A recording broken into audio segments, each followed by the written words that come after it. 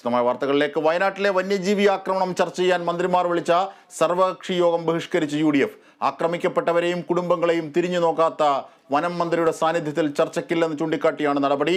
മന്ത്രിമാരിൽ വിശ്വാസമില്ലെന്നും മുഖ്യമന്ത്രി വയനാട്ടിലെത്തണമെന്നുമാണ് MLA മാരായ T. സിദ്ദിഖും IC ബാലകൃഷ്ണനും ആവശ്യപ്പെട്ടത്. വിവരങ്ങളുമായി CV ഷിബു ചേരുന്നു. ഷിബു, വയനാട്ടിലെ പ്രശ്നങ്ങൾ പരിഹരിക്കപ്പെടാത്ത സാഹചര്യത്തിലാണ് ഇത്തരത്തിലൊരു മന്ത്രിതല ചർച്ച അവിടെ സംഘടിപ്പിച്ചത്. അതും ബഹിഷ്കരിക്കുകയാണ് UDF. ഇതിനകത്ത് രാഷ്ട്രീയം വല്ലാതെ കലർത്തുകയാണോ? എന്താണ് അവിടെ ഉണ്ടായ സംഭവം? അതെ അജിൻഷാദ്, ഇന്ന് രാവിലെ 11 മണിയോടെയാണ് ബത്തേരിയിൽ ഇത് സംബന്ധിച്ച യോഗം ചേർന്നത്. മന്ത്രിമാർ 4 പേർ പങ്കെടുക്കുന്നുണ്ട്. വനം വകുപ്പിലെ ഉന്നത ഉദ്യോഗസ്ഥരും മറ്റു വകുപ്പുകളിലെ ഉദ്യോഗസ്ഥരും പങ്കെടുക്കുന്നുണ്ട്. ഈ യോഗത്തിൽ എല്ലാ പാർട്ടി പ്രതിനിധികളെയും വിളിച്ചിരുന്നെങ്കിലും BJP ഇന്നലെ തന്നെ യോഗം ബഹിഷ്കരിക്കുന്നതായി അറിയിച്ചു. ബാക്കി എല്ലാ കക്ഷികളും ഇന്ന് യോഗത്തിലെത്തിയിരുന്നു. അതിൽ നിന്നാണ് ഇപ്പോൾ UDF നേതാക്കൾ IC ബാലകൃഷ്ണൻ MLA-യുടെയും T. സിദ്ദീഖിന്റെയും നേതൃത്വത്തിൽ ഇറങ്ങിപ്പോയിരിക്കുന്നത്. മുഖ്യമന്ത്രി വയനാട്ടിൽ വന്ന് ഈ പ്രശ്നങ്ങളിൽ ഇടപെടാതെ, ഈ രൂക്ഷമായ പ്രതിസന്ധിക്ക് പരിഹാരം കാണാതെ തങ്ങൾ ഒരു പരിപാടിക്കും സഹകരിക്കില്ല, സർക്കാരുമായ ഒരു കാര്യങ്ങൾക്കും സഹകരിക്കില്ല എന്ന് പറഞ്ഞുകൊണ്ടാണ് അവർ ഇറങ്ങിപ്പോയത്. ഇതിനു മുമ്പ് യൂത്ത് കോൺഗ്രസ് പ്രവർത്തകർ മന്ത്രിമാരെ കരിങ്കൊടി കാണിക്കുകയും അവരെ അറസ്റ്റ് ചെയ്ത് നീക്കുകയും ചെയ്തിരുന്നു. ഈ സാഹചര്യമാണുള്ളത്. പക്ഷേ യോഗം ഇപ്പോഴും തുടർന്നുകൊണ്ടിരിക്കുകയാണ്. ഉച്ചവരെ യോഗം ഉണ്ടാവുമെന്നാണ് അറിയുന്നത്. LDF-ലെ എല്ലാ ഘടകകക്ഷി നേതാക്കളും യോഗത്തിൽ പങ്കെടുക്കുന്നുണ്ട്. ഉദ്യോഗസ്ഥ പ്രതിനിധികളും പങ്കെടുക്കുന്നുണ്ട്. യോഗ തീരുമാനങ്ങൾ ഉച്ച കഴിഞ്ഞ് അറിയിക്കും എന്നാണ് ഇപ്പോൾ ഇത് സംബന്ധിച്ച് നമുക്ക് ലഭിക്കുന്ന വിവരം. അതേസമയം കൽപ്പറ്റയിൽ സമരം നടന്നുകൊണ്ടിരിക്കുകയാണ്. കൽപ്പറ്റയിൽ 2 പ്രധാന സമരങ്ങളാണ് നടന്നുകൊണ്ടിരിക്കുന്നത്. UDF-ന്റെ സമരക്കാരിലേക്കും സമരത്തിന്റെ വിവരങ്ങളിലേക്കും നമുക്കെത്താം. ഈ ഉന്നതതല യോഗം അലസിപ്പിരിയുന്നതിലേക്ക് MLA-മാരടക്കം പങ്കെടുത്തു. ഈ മന്ത്രിമാരെത്തി ചർച്ച തുടങ്ങിയതിനു ശേഷമാണോ ബഹിഷ്കരണം ഉണ്ടായത്? എന്തൊക്കെ ആവശ്യം ഉന്നയിച്ചായിരുന്നു ബഹിഷ്കരണം? അതുപോലെ തന്നെ മന്ത്രിമാരെത്തുമ്പോഴും അവിടെ കരിങ്കൊടി കാണിക്കുന്ന പ്രതിഷേധം ഉണ്ടായിരുന്നു. അതെ, അതായത് ആദ്യം എത്തിയത് വനംവകുപ്പ് മന്ത്രി AK ശശീന്ദ്രനാണ്. അദ്ദേഹം മാധ്യമങ്ങളോട് രാവിലെ സംസാരിച്ചിരുന്നു. ഞാൻ ജനങ്ങളുടെ പ്രശ്നങ്ങൾ കേൾക്കാനാണ് വന്നത്, ഏറ്റുമുട്ടലിനല്ല എന്ന് അദ്ദേഹം പറഞ്ഞിരുന്നു. അതിനുശേഷം മറ്റ് 3 മന്ത്രിമാർ കൂടി എത്തി. ഈ മന്ത്രിമാർ വരുന്ന സമയത്താണ് യൂത്ത് കോൺഗ്രസ് പ്രവർത്തകർ കരിങ്കൊടി കാണിച്ചത്. അതായത് ശാശ്വതമായ വന്യമൃഗശല്യ പ്രതിരോധ സംവിധാനങ്ങളില്ല എന്ന് ആരോപിച്ചുകൊണ്ടായിരുന്നു അവർ പ്രതിഷേധ സമരം നടത്തിയത്. അവരെ അറസ്റ്റ് ചെയ്ത് നീക്കിയതിന് ശേഷമാണ് പൊതുയോഗം ആരംഭിച്ചത്. യോഗം ആരംഭിച്ചതിന് ശേഷം ഇവർ അഭിപ്രായം പറഞ്ഞതിന് ശേഷമാണ് തങ്ങൾ ബഹിഷ്കരിക്കുന്നു, മുഖ്യമന്ത്രി തന്നെ വരണം, മന്ത്രിമാരുടെ സംഘം മാത്രം പോരാ, നിയമ ഭേദഗതികൾ വേണം, വയനാട്ടിലെ രൂക്ഷമായ പ്രശ്നങ്ങൾ പഠിക്കണം, ശാസ്ത്രീയമായ നടപടികൾ വേണം, ദീർഘകാല പദ്ധതികൾ വേണം എന്നൊക്കെ പറഞ്ഞതിന് ശേഷമാണ് അവർ ബഹിഷ്കരിക്കുന്നതായി അറിയിച്ച് ഇറങ്ങിപ്പോകുന്നത്. തീർച്ചയായും ഈ ഉന്നതതല യോഗത്തിൽ മന്ത്രിമാർ ഈ പ്രതിഷേധങ്ങളെ എന്തൊക്കെ വാക്കുകളിലാണ് നേരിട്ടത്? ഒപ്പം ഉന്നതതല യോഗം ഇപ്പോഴും തുടരുകയാണോ? അത് ചർച്ച ചെയ്യുന്ന പ്രധാന വിഷയങ്ങൾ എന്തൊക്കെയാണ്? ഈ വയനാട്ടിലെ പ്രശ്നപരിഹാരത്തിന് എന്തൊക്കെ നിർദ്ദേശങ്ങളാണ് അവിടെ ഉയർന്നു വരുന്നത്? അതടക്കമുള്ള വിവരങ്ങൾ അനൌദ്യോഗികമായി ലഭിക്കുന്ന അടക്കം ചേർത്ത് വെച്ചാൽ ഷിബു. അവർക്ക് മറുപടി പറയാൻ കാര്യമായ സമയം ലഭിച്ചില്ല. പക്ഷെ അവർ പറഞ്ഞത് ഇന്നത്തെ യോഗ തീരുമാനങ്ങൾ മുഖ്യമന്ത്രി അറിയിച്ച ശേഷം സത്വരമായ നടപടികൾ അടിയന്തരമായി സ്വീകരിക്കും എന്നാണ് അവർ പറഞ്ഞത്. പിന്നീട് 10 കോടി രൂപ, നേരത്തെ നമ്മൾ പറഞ്ഞതുപോലെ കുടിശ്ശികയുള്ള 11 കോടി രൂപയിൽ 11.5 കോടി രൂപയിൽ 10 കോടി രൂപ ഇപ്പോൾ അനുവദിച്ചിട്ടുണ്ട്. അത് ഇന്ന് തന്നെ വിതരണം ചെയ്യാനുള്ള നടപടി സ്വീകരിക്കുമെന്നും മരിച്ചവരുടെ വീടുകളിലേക്ക് മന്ത്രിമാർ പോകും എന്നുമെല്ലാം യോഗാംഗങ്ങളെ അറിയിച്ചിട്ടുണ്ട്. തീർച്ചയായും ഈ പ്രതിഷേധങ്ങളിലേക്ക് തിരിഞ്ഞാൽ ഇപ്പോഴും അവിടെ പ്രതിഷേധങ്ങൾ നടക്കുകയാണ്. ഏറ്റവും ഒടുവിൽ ഷിബു തന്നെ റിപ്പോർട്ട് ചെയ്ത പ്രകാരം 6 വന്യജീവി ആക്രമണങ്ങളാണ്. അതായത് ഈ പ്രതിഷേധങ്ങളൊക്കെ നടന്നുകൊണ്ടിരിക്കുന്ന ഘട്ടത്തിൽ ഇന്നലെ രാത്രി വരെ അഡീഷണലായ 6 വന്യജീവി ആക്രമണങ്ങളാണ് വയനാട്ടിൽ ജനഗതിക്ക് നേരിടേണ്ടി വന്നത്. ഇതടക്കം പ്രതിഷേധക്കാർ ഉന്നയിക്കുന്നുണ്ടോ? എന്താണ് ഷിബുവിനോടൊപ്പമുള്ള പ്രതിഷേധക്കാർക്ക് പറയാനുള്ളത്? എന്നോടൊപ്പമുള്ളത് ഇപ്പോൾ വനം വകുപ്പിന്റെ ജീവനക്കാർക്ക് കേരള ഫോറസ്റ്റ് പ്രൊട്ടക്റ്റീവ് സ്റ്റാഫ് അസോസിയേഷന്റെ സംസ്ഥാന പ്രസിഡന്റാണ് ഇപ്പോൾ എന്നോടൊപ്പം ഉള്ളത്. അതായത് ഈ ഒരേപോലെ വന്യമൃഗങ്ങളെയും നേരിടേണ്ട അവസ്ഥ വരുന്നു, മനുഷ്യരെയും പ്രതിഷേധക്കാരെയും നേരിടേണ്ട ഒരു അവസ്ഥയിൽ പെട്ടുപോകുന്നു. അതായത് രണ്ടിന് ഇടയിലായി പെട്ടുപോകുന്ന ഒരു വിഭാഗം ആൾക്കാരാണ് ഇപ്പോൾ നമ്മൾ നേരത്തെ സൂചിപ്പിച്ചതുപോലെ ഈ വനം വകുപ്പ് ജീവനക്കാർ. അതായത് രൂക്ഷമായ താൽക്കാലിക ജീവനക്കാരായിരുന്നല്ലോ. നമ്മളോട് കേരള വിഷനോട് ഷിബുവിനോടൊക്കെ മകൾ കരഞ്ഞു പറഞ്ഞത് ഓർമ്മയുണ്ട്. ഹലോ ഷിബു. ഹലോ ഷിബു അല്ല, തീർച്ചയായും പറഞ്ഞോളൂ. താങ്കൾക്ക് എന്താണ് പറയാനുള്ളത്? കാരണം പോൾ നേരിടേണ്ടി വന്ന ഒരു സാഹചര്യം ഉണ്ടായിരുന്നു. അതെ, കഴിഞ്ഞ കുറച്ച് നാളുകളായിട്ട് കേരളത്തില് വനസംരക്ഷണ വിഭാഗം ജീവനക്കാര് പൊതുസമൂഹത്തിന് മുന്നിൽ വെച്ച് ആസൂത്രിതമായിട്ട് ആക്രമിക്കപ്പെടുകയാണ്. അത് ഇപ്പൊ കഴിഞ്ഞിടക്ക് മാങ്കുളത്തുണ്ടായ സംഭവം, ഏറ്റവും അവസാനം ഈ കഴിഞ്ഞ ദിവസം വയനാട് ജില്ലയിലെ പുൽപ്പള്ളിയിലുണ്ടായ വിഷയം. ഏറെ ഇത്തരത്തിലൊരു ജനാധിപത്യ രാജ്യത്ത് ഇത്തരത്തിലൊരു പ്രതിഷേധ സമരം പ്രതിഷേധ അല്ല, സേതുമാധവൻ സമരങ്ങളാണ്. ഈ ആസൂത്രിതം എന്ന് രീതിയിലേക്കാണ്. പറഞ്ഞത് മനസ്സിലായില്ല. ഏതാണ് ആസൂത്രിതമായ ആക്രമണം നേരിടുകയാണെന്ന് പറഞ്ഞത് മനസ്സിലായില്ല. തീർച്ചയായിട്ടും വന്യമൃഗ ആക്രമണങ്ങളല്ലേ ഞങ്ങൾ നേരിടേണ്ടി വരുന്നത്? അല്ല ആ തരത്തിലല്ല. കാരണം ആ പ്രതിഷേധ സമരം ആ തരത്തിലേക്കുള്ളതായിരുന്നു.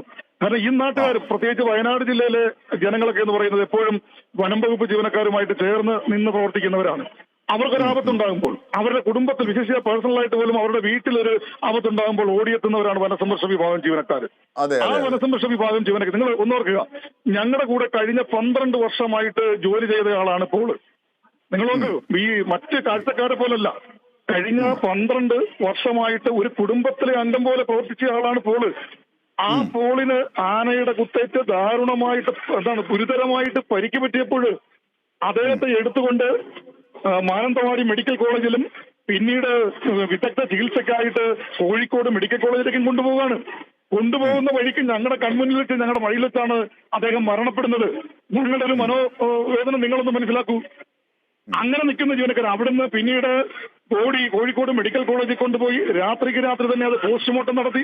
പിറ്റേ ദിവസം രാവിലെ ഈ deputy ranger staff Shaji, Pulpally സ്റ്റേഷനിലെ ഡെപ്യൂട്ടി റേഞ്ചർ ഷാജിയും സ്റ്റാഫും ഈ അപകടം പറ്റി ഹോസ്പിറ്റലിൽ കൊണ്ടുവന്ന് ഉൾപ്പെടെ ഇവരുടെ നേതൃത്വത്തിലാണ്. ഇവര് തിരികെ ഈ ബോഡി പോസ്റ്റ്മോർട്ടം നടത്തി തിരികെ കൊണ്ടുവരുമ്പോൾ ജനപ്രതിനിധികൾ അടക്കമുള്ളവരുണ്ട്. പുൽപ്പള്ളി ബസ് സ്റ്റാൻഡിലകത്ത് കയറി അവിടെ ബോഡി പൊതുദർശനത്തിന് വെക്കണം എന്ന് ആവശ്യപ്പെട്ടു. ആ സമയത്ത് നമ്മുടെ ജീപ്പ്, ഡെപ്യൂട്ടി റേഞ്ചർ, പുൽപ്പള്ളി സ്റ്റേഷനിലെ ജീപ്പാണ്, ആ ഡെപ്യൂട്ടി റേഞ്ചറും സ്റ്റാഫും അവിടെ നിൽക്കുമ്പോൾ, അല്ലെങ്കിൽ ആ ജീപ്പിനകത്ത് ഇരിക്കുമ്പോഴേക്ക് അവരെ അവിടുന്ന് പുറത്തിറങ്ങാൻ അനുവദിച്ചില്ല. അവരെ തടഞ്ഞു വെച്ചുകൊണ്ട് അവരെ ബന്ദിയാക്കിക്കൊണ്ട് ക്രൂരമായിട്ട് മർദ്ദിക്കുന്ന രീതി ഉണ്ടായി. അത് TV ചാനലുകളിലൂടെ കേരളത്തിലെ പൊതുസമൂഹം മുഴുവൻ കണ്ടതാണ്. അങ്ങനെ ചെയ്യാൻ കൊള്ളാമോ? അത് ആ രീതിയിൽ ജനാധിപത്യ രാജ്യത്ത് ജനാധിപത്യ രീതിയിലുള്ള പ്രതിഷേധങ്ങളാവും. പക്ഷെ ഇത്തരത്തിൽ പശുവിനെ കെട്ടി നിങ്ങളുടെ ജീപ്പിന്റെ മുകളിൽ വെക്കുക, ജീപ്പ് ഉലയ്ക്കുക, വനം ജീവനക്കാരെ മർദ്ദിക്കുന്നതിലേക്ക് പോവുക, ഇത് ആസൂത്രിതം എന്ന് സേതുമാധവൻ പറഞ്ഞതിന്റെ പിന്നിൽ ആരാണ് ആസൂത്രിതമായി ഈ നീക്കം നടത്തിയത്? അത് അന്വേഷിച്ച് കണ്ടുപിടിക്കണം. യഥാർത്ഥ കുറ്റവാളികളെ പുറത്തു കൊണ്ടുവരണം. ഇവിടെ കടുവ പിടിച്ച ഒരു പശുവിന്റെ മൃതദേഹം കെട്ടിവലിച്ചു കൊണ്ടുവന്ന് ജീപ്പിന് പുറത്ത് കയറ്റി വയ്ക്കുന്ന പ്രാകൃതമായ സമരരീതി. നിങ്ങൾക്ക് ഇതിനെയൊക്കെ സംരക്ഷിക്കുന്നവരാണ് ഞങ്ങള്. വനത്തിലുള്ള ജീവികളെ സംരക്ഷിക്കുമ്പോൾ 39ഓളം വനസംരക്ഷണ വിഭാഗം ജീവനക്കാരാണ് മരണപ്പെട്ടേക്കുന്നത്. അറിയോ? ഞങ്ങളുടെ കൂട്ടത്തിലുള്ള, എന്നിട്ട് ഞങ്ങളെ ആക്രമിക്കുന്ന കടുവ ഉൾപ്പെടെയുള്ള ജീവികളെ കരുതലോടുകൂടിയാണ് അതിനെ സംരക്ഷിച്ച് ഞങ്ങൾ വനത്തിനകത്തേക്ക് കടത്തിവിടുന്നത്. അത്തരം പ്രവർത്തനം ചെയ്യുന്നവരാണ്. ശരിയാണ്, ജീവൻ പണയം വെച്ച് പ്രവർത്തിക്കുന്നവരാണ് ഫോറസ്റ്റ് ജീവനക്കാർ. താൽക്കാലിക ജീവനക്കാരനാണെങ്കിൽ പോലും അതിന്റെ ഭാഗവാക്കായിരുന്നു. സേതുമാധവൻ പറയുന്നത് ശരിയാണ്. അങ്ങനെയാണെങ്കിൽ നിങ്ങൾ അവിടുത്തെ നാട്ടുകാരുമായി ഒത്തു പോകുന്ന ഒരു സാഹചര്യമാണ് ഉണ്ടായത്. എങ്ങനെയാണ് നാട്ടുകാരെ നിങ്ങൾക്കെതിരെ ആരാണ് തിരിച്ചുവിട്ടത്? ഏത് ശക്തിയാണ് തിരിച്ചുവിട്ടത്? രാഷ്ട്രീയ കക്ഷികൾക്ക് പുറമെ ആരെങ്കിലും ഉണ്ടോ? പറയൂ സേതുമാധവൻ. കപട കർഷക സംഘടനകളാണ്. കപട കർഷക സംഘടനയിൽ ഇക്കാര്യത്തിൽ വലിയ ഇടപെടൽ നടത്തിയിട്ടുണ്ട്. അവരുടെ വലിയ പ്രചാരണങ്ങൾ ഉണ്ടായിട്ടുണ്ട്. അത്തരത്തിലുള്ള ആരോപണമാണ് ഞങ്ങൾക്ക് പറയാനുള്ളത്. ഇത് അവർ അന്വേഷിക്കട്ടെ. നമ്മൾ ഗവൺമെന്റ് സർക്കാർ തലത്തിൽ ഇത് അന്വേഷിച്ച് യഥാർത്ഥ കുറ്റവാളികളെ ഇതിൽ നിന്ന് കണ്ടുപിടിക്കണം. കാരണം നിരപരാധികളായിട്ടുള്ള ഒരാൾ ഇതിനകത്ത് ശിക്ഷിക്കപ്പെടാൻ പാടില്ല. ഇവർ രണ്ടുപേരെ അറസ്റ്റ് ചെയ്തിട്ടുണ്ട്. അത് വീഡിയോ ക്ലിപ്പിംഗ്സ് ഉൾപ്പെടെ വെച്ചുകൊണ്ടാണ്. ആ തരത്തിലേക്ക് യഥാർത്ഥ കുറ്റവാളികളെ അന്വേഷിച്ച് കണ്ടെത്തുന്നതിനുള്ള നടപടി അന്വേഷണ ഏജൻസികളുടെ ഭാഗത്തു നിന്നും ഉണ്ടാകട്ടെ. അതായത് ജനപ്രതിനിധികൾക്കെതിരെ അവർക്ക് വേണ്ടി നിലനിന്ന എല്ലാ പാർട്ടിയിലെയും 3 MLA-മാരായിരുന്നു. ടി സിദ്ദീഖും ഐ സി ബാലകൃഷ്ണനും കേളുവും 3 പേരെയും കുപ്പിയെറിയുന്ന ഘട്ടത്തിലേക്ക് പോയി. BJP-യുടെ പ്രതികരണം ആ ഘട്ടത്തിൽ ചില പ്രത്യേക സംഘടനകളെ വിരൽ ചൂണ്ടിക്കൊണ്ടായിരുന്നു. സേതുമാധവൻ, അത്തരത്തിൽ രാഷ്ട്രീയ കക്ഷികൾക്ക് പുറത്തുള്ള ഏതെങ്കിലും സംഘടനകളാണോ കക്ഷികളാണോ ഇത്തരത്തിലുള്ള നീക്കത്തിന് പിന്നിൽ? സേതുമാധവൻ പറയും. ഇവിടെ അത് കാണേണ്ടത് ഇതിപ്പോ ഒരു രാഷ്ട്രീയപരമായിട്ടുള്ള അഭിപ്രായം മാത്രമല്ല. നമ്മളെ സംബന്ധിച്ച് നമ്മുടെ ജീവനക്കാരനെ അവിടെ ആക്രമിക്കപ്പെട്ടു എന്നുള്ളത് പച്ചയായ സത്യമാണ്. അത് ആരുടെ ഭാഗത്തു നിന്നാണ് ഉണ്ടായിട്ടുള്ളത് അത് കണ്ടുപിടിക്കുക, അന്വേഷണ ഏജൻസി കണ്ടുപിടിക്കുക. ഇത് ഞാൻ പറയില്ലേ, കപട കർഷക സംഘടനകളുടെ ഭാഗത്തു നിന്നാണ് ഇതിന്റെ ആസൂത്രിതമായ ശ്രമം ഉണ്ടായിട്ടുള്ളത്. പല സ്ഥലങ്ങളിലും ഇപ്പൊ മാങ്കുളത്താണെങ്കിലും പത്തനംതിട്ട ജില്ലയിലെ വടശ്ശേരിക്കലാണ്. താങ്കളുടെ പരിമിതിയിൽ നിന്നുകൊണ്ട് താങ്കൾക്ക് പറയാം, ഈ കപട കർഷക സംഘടനകളുടെ ഒരു ഡെഫിനിഷൻ ഒന്ന് പറയാമോ? അല്ല, അതാണ് ജനങ്ങൾക്ക് മനസ്സിലാകുന്ന തരത്തിൽ അത് വിശദീകരിക്കാം. നിങ്ങൾ തന്നെ പരിശോധിക്കുക. വനം വകുപ്പ് ജീവനക്കാരെ വനം വകുപ്പിനെ പൊതുസമൂഹത്തിൽ അപകീർത്തിപ്പെടുത്തുന്ന വാർത്തകൾ പ്രചരിപ്പിച്ചു വിട്ടുകൊണ്ടാണ് ഇവർ ഇത്തരത്തിൽ നീക്കം നടത്തുന്നത്. അത്തരം സംഘടനകളെയാണ് തിരുത്തപ്പെടേണ്ടത്. അത്തരം സംഘടനകളെയാണ് ഇവിടെ ഇല്ലാതാക്കേണ്ടത്. കാരണം കേരളത്തിലെ ഭൂമിക്കും ഭാവിക്കും വേണ്ടി പണിയെടുക്കുന്ന ജീവനക്കാരാണ്. നിങ്ങൾ ഓർക്ക് നിങ്ങളുടെ ഭാവി തലമുറ, നിങ്ങളുടെ മക്കളുടെ ഉൾപ്പെടെയുള്ളവരുടെ ഭാവി തലമുറയ്ക്ക് വേണ്ടിയിട്ടാണ് വനം സംരക്ഷിക്കുന്നത്. ആ വനം സംരക്ഷിക്കുന്ന ജീവനക്കാരെയാണ് ഇത്തരത്തിൽ ആക്രമിക്കപ്പെടുന്നത്. അതാരാണെങ്കിലും അത് ശരിയായ രീതിയല്ല. അവരെ കണ്ടുപിടിക്കണം, നിയമത്തിന് മുന്നിൽ കൊണ്ടുവരണം, മാതൃകാപരമായിട്ട് ശിക്ഷിക്കപ്പെടണം. അത് തന്നെയാണ് ഞങ്ങളുടെ ആവശ്യം. അതുവരെ നിങ്ങൾ സമരം തുടരുമോ സേതുമാധവൻ? അതുവരെ ഇതൊരു ഒരു ദിവസത്തെ ഒരു ഉപവാസ സമരം എന്നുള്ള രീതിയിലാണ്. ഇത് ഞങ്ങൾക്ക് പറയാനുള്ള കാര്യങ്ങൾ പൊതുസമൂഹത്തിൽ അറിയിക്കേണ്ടതുണ്ട്. പൊതുസമൂഹത്തിനോട് പറയുക എന്നുള്ളതാണ്. ഗവൺമെന്റ് തലത്തിൽ ശക്തമായ ഇടപെടൽ ഉണ്ടായിട്ടുണ്ട്. അപ്പൊ ഇതുമായിട്ട് ബന്ധപ്പെട്ടുകൊണ്ട് 2-3 ഉന്നതതല മീറ്റിംഗുകൾ ബഹുമാനപ്പെട്ട കേരള മുഖ്യമന്ത്രിയുടെ നേതൃത്വത്തിലാണ് സാന്നിധ്യത്തിൽ നടന്നിട്ടുണ്ട്. അതിനെതിരെ മാത്രമല്ല, ഈ വനം വകുപ്പിന്റെ വനസംരക്ഷണ വിഭാഗം ജീവനക്കാരുടെ മാത്രം ഉത്തരവാദിത്തമാണ്. ഒരു വന്യജീവി വനത്തിൽ നിന്ന് പുറത്തേക്ക് ഇറങ്ങിക്കഴിഞ്ഞാൽ അതിനെ തിരിച്ച് കാട്ടിനകത്തേക്ക് കയറ്റിവിടേണ്ട ഉത്തരവാദിത്വം കേരളത്തിലെ വനം വകുപ്പിന് മാത്രമാണോ, വനസംരക്ഷണ വകുപ്പ് ജീവനക്കാർക്ക് മാത്രമാണോ അതിന്റെ ഉത്തരവാദിത്വം? ഇതൊരു ഡിസാസ്റ്റർ മാനേജ്മെന്റ് കൈകാര്യം ചെയ്യുന്ന പോലെ ചെയ്യേണ്ടതല്ലേ? അത് പോലീസ് ആയാലും മറ്റ് റവന്യൂ ഡിപ്പാർട്ട്മെന്റ് ആണെങ്കിലും വിവിധ സംഘടനകൾ ഒത്തുപോകണം. പക്ഷെ ജനങ്ങൾ പറയുന്ന അവരുടെ ആക്ഷേപം അവരുടെ ജീവനും സ്വത്തിനും സുരക്ഷിതമില്ലാത്ത അവസ്ഥയെ സംബന്ധിച്ച് അതും ശരിയായ ഒരു കാര്യം തന്നെയാണ്. അല്ല, തീർച്ചയായിട്ടും അവരുടെ ജീവൻ കൂടി സംരക്ഷിക്കുന്നതിന് വേണ്ടിയിട്ടാണ് ഞങ്ങൾ പണിയെടുക്കുന്നത്. ഒരു കടുവ വെളിയിൽ ഇറങ്ങിക്കഴിഞ്ഞാൽ, അല്ലെങ്കിൽ അവിടെ 144 പ്രഖ്യാപിക്കും. വയനാട് ഉൾപ്പെടെയുള്ള സ്ഥലങ്ങളിൽ ചില സ്ഥലങ്ങളിലൊക്കെ 144 പ്രഖ്യാപിക്കും. അതെന്തുകൊണ്ടാണ്? ജനത്തിന്റെ സുരക്ഷ കൂടി കരുതിലെടുത്തുകൊണ്ടാണ്. ഞങ്ങൾ സാധാരണ മനുഷ്യരാണ്. വനസംരക്ഷണ വിഭാഗം ജീവനക്കാർ സാധാരണ മനുഷ്യരാണ്. ആ പ്രത്യേക മനുഷ്യരാണ്. ഞങ്ങളും ഞങ്ങളുടെ കുടുംബമുണ്ട്, മക്കളുണ്ട്, അച്ഛനുണ്ട്, അമ്മയുണ്ട്. കുടുംബം നോക്കുന്നതിനാണ് ഞങ്ങളും പൊതുജനത്തിന്റെ സംരക്ഷണ കരുതിയാണ്. ഞങ്ങളുടെ 39ഓളം ജീവനക്കാരാണ് രക്തസാക്ഷികളായിട്ടുള്ളത്. നിങ്ങൾ അറിയണത്. തീർച്ചയായും വളരെ ശരിയായ കാര്യമാണ് സേതുമാധവൻ കേരള വിഷനോട് പങ്കുവച്ചത്. എന്തായാലും ഷിബുവിലേക്ക്, ഞങ്ങളുടെ പ്രതിനിധിയിലേക്ക് തന്നെ പോയാൽ, ഷിബു, ഈ വയനാട്ടിലെ പ്രക്ഷോഭങ്ങൾ, ഈ സമരങ്ങളൊക്കെ ഒരു പ്രത്യേക ദിശയിലേക്ക് തിരിയുകയാണ്. കാരണം ഒന്ന്, ഇതിൽ കക്ഷികൾ ഉയർത്തുന്ന വിഷയങ്ങൾ, ജനങ്ങളുമായി ചേർന്ന് ജനങ്ങളുടെ പ്രശ്നങ്ങൾ ഉയർത്തുന്ന യഥാർത്ഥമായ വിഷയങ്ങൾ, ഒപ്പം ഈ സമരത്തെ ദുർവ്യാഖ്യാനം ചെയ്യുന്ന തരത്തിലേക്ക് പോകുന്നു. അതിനിരകളാകുന്നത് ഈ ജനങ്ങൾക്കൊപ്പം നിൽക്കുന്ന ഈ ഫോറസ്റ്റ് ഉദ്യോഗസ്ഥർ കൂടിയാണ്, വനം വകുപ്പ് ജീവനക്കാരാണ്. അതിൽ താൽക്കാലിക ജീവനക്കാരനാണ് ഏറ്റവും ഒടുവിൽ, 39 പേരിൽ ഏറ്റവും ഒടുവിൽ മരിച്ചു വീണ ആളാണ് പോൾ. അപ്പോൾ ഇങ്ങനെയൊക്കെയുള്ള അവരെ കൂടി പ്രതിക്കൂട്ടിലാക്കുന്ന തരത്തിലേക്ക്, പ്രതിരോധത്തിലാക്കുന്ന തരത്തിലേക്ക് സമരത്തെ മറ്റൊരു രീതിയിൽ ഏതോ ശക്തികൾ വഴിതിരിച്ചു വിടാൻ ശ്രമിക്കുന്നു എന്ന പല ട്വിസ്റ്റുകളും വയനാടൻ സമരവുമായി ബന്ധപ്പെട്ട് തെളിയുകയാണ്. ഇപ്പോൾ അവർ ഉപവസിക്കുകയാണ്. സേതുമാധവൻ അതിൻ്റെ കാര്യങ്ങളൊക്കെ പറഞ്ഞു. സേതുമാധവൻ വിശദീകരിച്ച ഈ കപട കർഷക സംഘടനകൾ ആരാണ് ഷിബു? അതായത് ഇവിടെ ഇപ്പോൾ അടുത്ത കാലത്തായി രാഷ്ട്രീയ പാർട്ടികൾക്ക് നേതൃത്വത്തിലുള്ള കർഷക സംഘടനകൾ ചില സമയങ്ങളിൽ സജീവമല്ലാതെ വന്നതുകൊണ്ട് മുമ്പ് ഇവിടെ വയനാട്ടിൽ കർഷക ആത്മഹത്യകളും കടബാധ്യതകളും വർദ്ധിച്ച സമയത്ത് FRF, ഇൻഫാം പോലുള്ള കുറെ സംഘടനകൾ രംഗത്ത് വരികയും സജീവമാവുകയും അവർക്ക് കൂടുതൽ അണികൾ ഉണ്ടാവുകയും ചെയ്തിരുന്നു. അതുപോലെ വന്യമൃഗം ആക്രമണം രൂക്ഷമായതോടുകൂടി ഈ രാഷ്ട്രീയത്തിന് അതീതമായ കർഷകർ, സ്വതന്ത്രരായ കർഷകർ വിവിധ സംഘടനകളിൽ അംഗങ്ങളായിട്ടുണ്ട്. ഇങ്ങനെ ചില വാട്സപ്പ് കൂട്ടായ്മകൾ സംഘടനകളായി മാറി, ചില ഫേസ്ബുക്ക് ഗ്രൂപ്പുകൾ കർഷക സംഘടനകളായി മാറി, എസ്റ്റാബ്ലിഷ്ഡ് ആയ സംഘടനകളും ഉണ്ട്. അങ്ങനെ ഏകദേശം നമ്മൾ മനസ്സിലാക്കുന്നതനുസരിച്ച് 10-30ഓളം സംഘടനകളുണ്ട്. ഈ 30ഓളം സംഘടനകൾ തമ്മിൽ ചില ഘട്ടങ്ങളിൽ ഒരു മീറ്റിംഗ് ഒക്കെ കൂടും, 5-10 സംഘടനകൾ യോഗത്തിൽ പങ്കെടുക്കും എന്നല്ലാതെ കൃത്യമായ ഒരു ഏകോപനം ഇല്ല. ഇവരിൽ തന്നെ ചിലർ അംഗബലം ഉള്ളവരുണ്ട്, അംഗബലം കുറഞ്ഞവരുണ്ട്, സംഘടനയുടെ പ്രായം കൊണ്ട് വലുതായ സംഘടനകളുണ്ട്, വലിപ്പം കൊണ്ട് വലുതായ സംഘടനകളുണ്ട്. അപ്പോൾ ഇത്തരത്തിലൊരു പ്രക്ഷോഭം നടക്കുമ്പോൾ സ്വാഭാവികമായും ചെറിയ ചെറിയ സംഘടനകൾ മുതൽ വലിയ സംഘടനകൾ വരെ ഇറങ്ങും. അതുകൊണ്ട് തന്നെ അവിടെ ഒരു നായകൻ ഉണ്ടാവില്ല. പുൽപ്പള്ളിയിലും ബത്തേരിയിലും നമ്മൾ കണ്ടത് 1-2 സമര നായകന്മാർ ഉണ്ടായിരുന്നില്ല.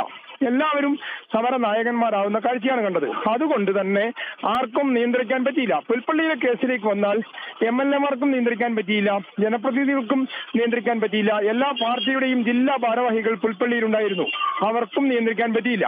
മതമേലധ്യക്ഷന്മാർ, മലബാർ ഭദ്രാസനാധിപൻ ഉണ്ടായിരുന്നു, അദ്ദേഹത്തിന് നിയന്ത്രിക്കാൻ പറ്റാതെ അദ്ദേഹം ആ സ്ഥലത്ത് നിന്ന് മടങ്ങിപ്പോവുകയാണ് ചെയ്തത്.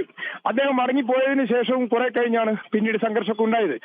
അങ്ങനെ ആർക്കും നിയന്ത്രിക്കാൻ പറ്റാത്ത ഒരു സമൂഹം പെട്ടെന്ന് ഇത്തരം സംഭവങ്ങളിൽ സംഘടിതരായി വരികയും അവർ പക്ഷേ അത്തരത്തിലൊന്നല്ല, ആസൂത്രിതമായ ചില ശക്തികൾ ഇതിന്റെ പിന്നിലുണ്ടെന്നാണ് സേതുമാധവൻ സൂചിപ്പിച്ചത്. അതിനകത്ത് വസ്തുതയുണ്ട്. നേരത്തെ BJPയും അതിന് സമാനമായ ചില ചൂണ്ടിക്കാണിക്കൽ നടത്തിയിരുന്നു. അതായത് അരാഷ്ട്രീയവാദ സംബന്ധിയായ രാഷ്ട്രീയ കക്ഷികൾക്ക് പുറത്ത് എന്ന് പറഞ്ഞാൽ ഉത്തരവാദിത്തമില്ലാത്ത ജനക്കൂട്ടം അതിനെ നിയന്ത്രിക്കുന്ന ഏതൊക്കെയോ ശക്തികൾ അവിടെ സമരത്തെ മുതലെടുത്തിട്ടുണ്ട്, തെറ്റായ വഴിതിരിച്ച് വിടലിലേക്ക് പോയിട്ടുണ്ട്. അതാണ് സേതുമാധവൻ അടക്കമുള്ള വനം വകുപ്പ് ഉദ്യോഗസ്ഥർ അതിന്റെ ഇരകളാണ്, അതാണ് അവർ പറയുന്നത്. ഇന്നലെ വരെ ഇപ്പോൾ ഈ സേതുമാധവൻ പറഞ്ഞതുപോലെ രാഷ്ട്രീയ പാർട്ടി നേതാക്കളും പറഞ്ഞുകൊണ്ടിരുന്നത് അത് തന്നെയാണ്. പക്ഷേ ഇന്നലെ ഉച്ച കഴിഞ്ഞപ്പം മുതൽ പുതിയ ടെസ്റ്റ് ഇതിനുണ്ടായിട്ടുള്ളത് എല്ലാവരും ഇപ്പോൾ ആവശ്യപ്പെടുന്നത് പുൽപ്പള്ളിയിലെ ഈ കേസുകളെല്ലാം പിൻവലിക്കണമെന്നാണ്. ഇപ്പോൾ ഏറ്റവും ഒടുവിൽ ശ്രീ മുൻ പ്രതിപക്ഷ നേതാവ് ശ്രീ രമേശ് ചെന്നിത്തല ഉൾപ്പെടെ പറഞ്ഞത് ഇനി ആർക്കെങ്കിലും എതിരെ കേസെടുത്താൽ താൻ തന്നെ വയനാട്ടിൽ വന്ന് നിയമം ലംഘിക്കുമെന്നാണ്. അതായത് CPI വയനാട് ജില്ലാ സെക്രട്ടറി ഇപ്പോൾ തന്നെ നിവേദനം നൽകി കഴിഞ്ഞു മന്ത്രിമാർക്ക് കേസുകൾ പിൻവലിക്കണമെന്നാവശ്യപ്പെട്ട്. ഇപ്പോൾ നിലവിൽ ഭൂരിഭാഗം പാർട്ടികളും ആവശ്യപ്പെടുന്നത് പുൽപ്പള്ളിയിലെ ഈ കേസുകൾ പിൻവലിക്കണമെന്നാണ്. ശരി, ഷിബു വയനാട്ടിൽ നിന്നും വിവരങ്ങൾ നൽകുകയായിരുന്നു. ഷിബു, ഏറ്റവും ഒടുവിൽ ഉന്നതതല